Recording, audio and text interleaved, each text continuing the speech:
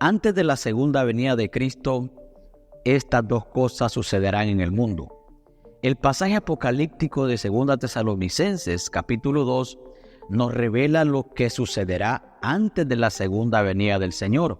2 Tesalonicenses, capítulo 2, versículo 3 al 4 dice: Nadie os engañe en ninguna manera, porque ese día no vendrá sin que antes venga la apostasía, y que el hombre de pecado sea revelado, el hijo de perdición, que se opone y se exalta sobre todo lo que se llama Dios o es objeto de culto, de modo que se siente en el templo de Dios como Dios, haciéndose pasar por Dios.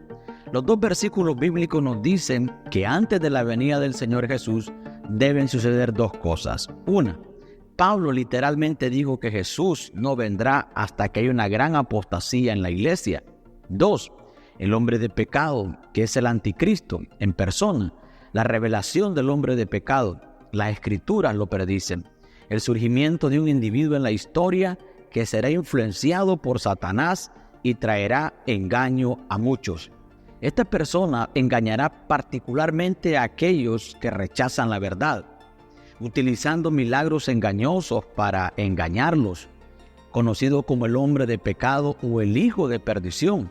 Él será un maestro del engaño, capaz de engañar a las personas de todos los ámbitos de la vida, desde los más altos hasta los más bajos, los educados y los incultos, los líderes influyentes y los ciudadanos comunes, los que tienen creencias religiosas o seculares. Nadie será inmune a su engaño. Las actividades del anticristo estarán envueltas en misterio, alimentado por el poder oculto de Satanás y acompañado de falsos milagros, señales falsas y prodigios engañosos. La fuente del poder engañoso del anticristo se encuentra en las profundidades del infierno, ya que el mismo Dios del engaño lo energiza. Esta fuerza oscura le otorgará la capacidad de llevar a cabo su agenda engañosa, descarriará las multitudes y causará gran confusión y daño espiritual. Explotarán las debilidades y vulnerabilidades de la humanidad, apelando a sus deseos y aprovechando su falta de discernimiento. El hombre de pecado será una figura sin precedentes en la historia del mundo.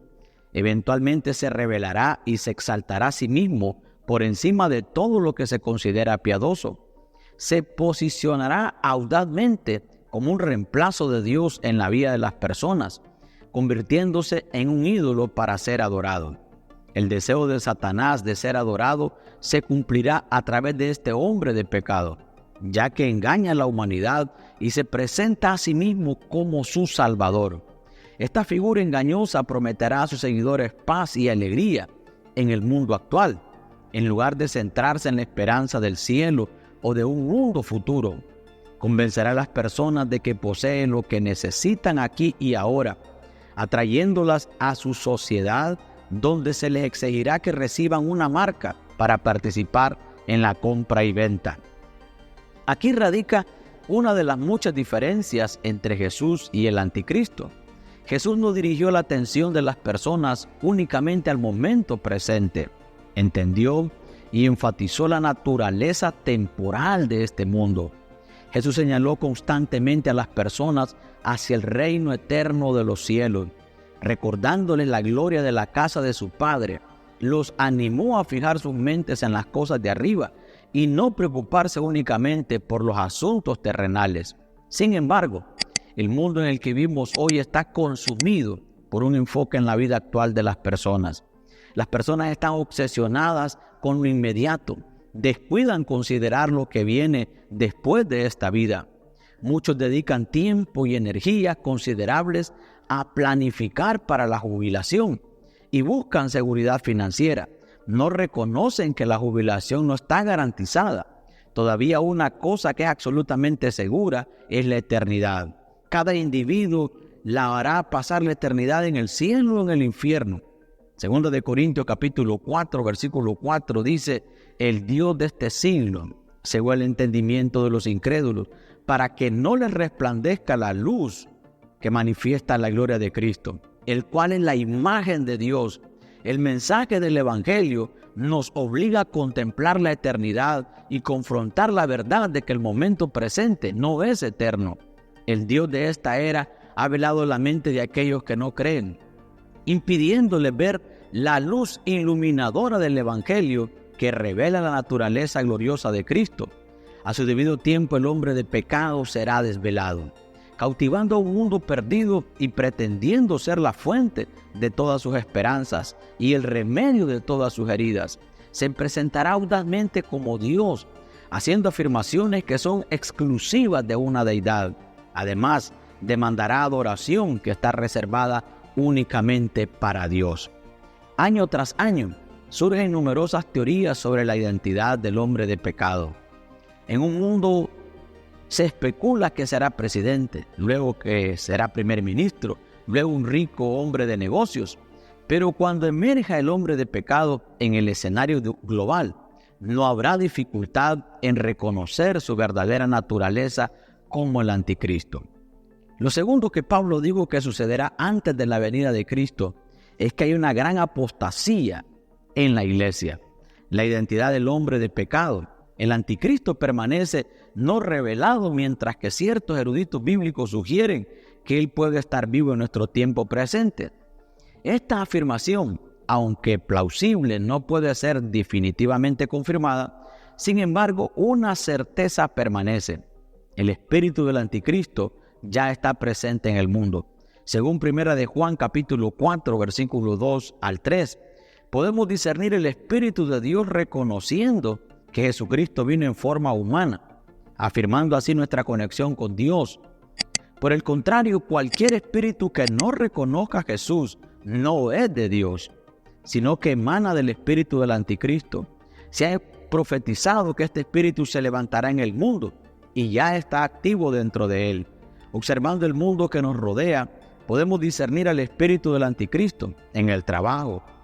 En varios reinos es evidente, en los gobiernos, la industria del entretenimiento, canales de noticias, empresas e incluso instituciones educativas. Al examinar la dirección a la que se dirige la sociedad y los valores, siendo glorificado la presencia del espíritu del anticristo, se hace evidente en diferentes aspectos de nuestras vidas. Lamentablemente, este espíritu también se ha infiltrado en las iglesias con la propagación de doctrinas no bíblicas y el surgimiento de nuevas religiones asociadas con el anticristo. En la época actual, la preocupación es esencial, ya que no todo lo que afirma ser cristiano se alinea con la verdad. Es vital discernir la autenticidad de la música cristiana.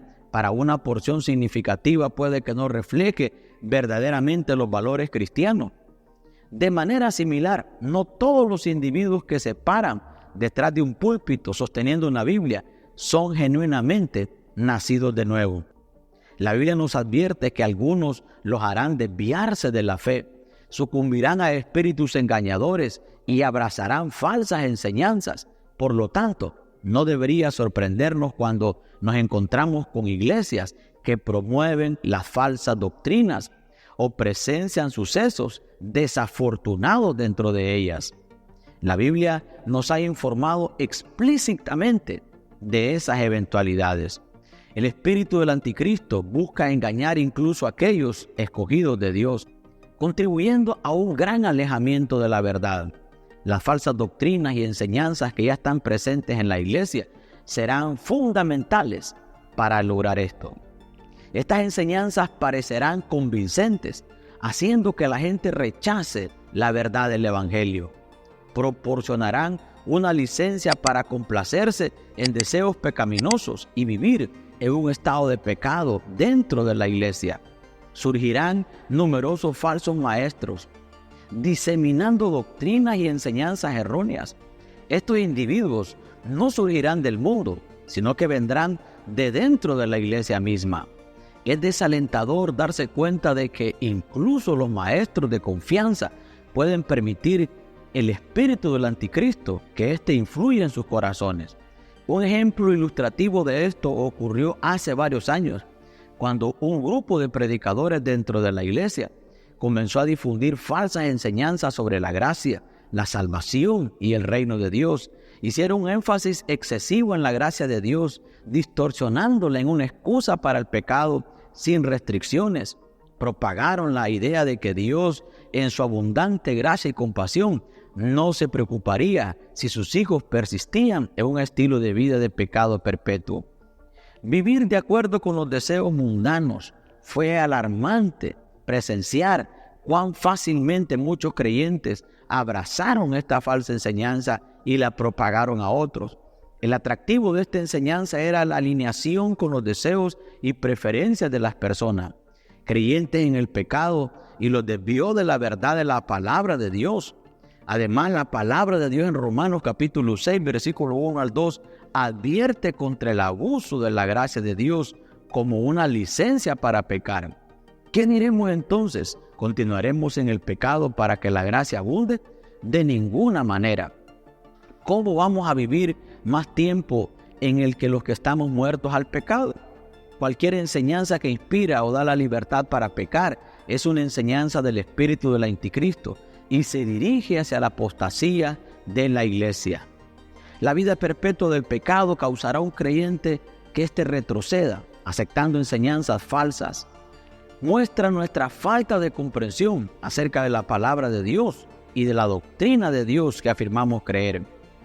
Ves que estas enseñanzas como estas, que están inspiradas por el espíritu del anticristo para cumplir las escrituras, el hombre de pecado será revelado, el hijo de perdición que se opone y se exalta a sí mismo sobre todo lo que se llama Dios o que es objeto de culto, de modo que él como Dios se siente en el templo de Dios, rehuyéndose a sí mismo que él es Dios. Por lo tanto, como creyentes hay una gran necesidad de que seamos vigilantes en oración y estemos alerta para que el espíritu del anticristo, a través de estas enseñanzas, no nos arrebate de Dios.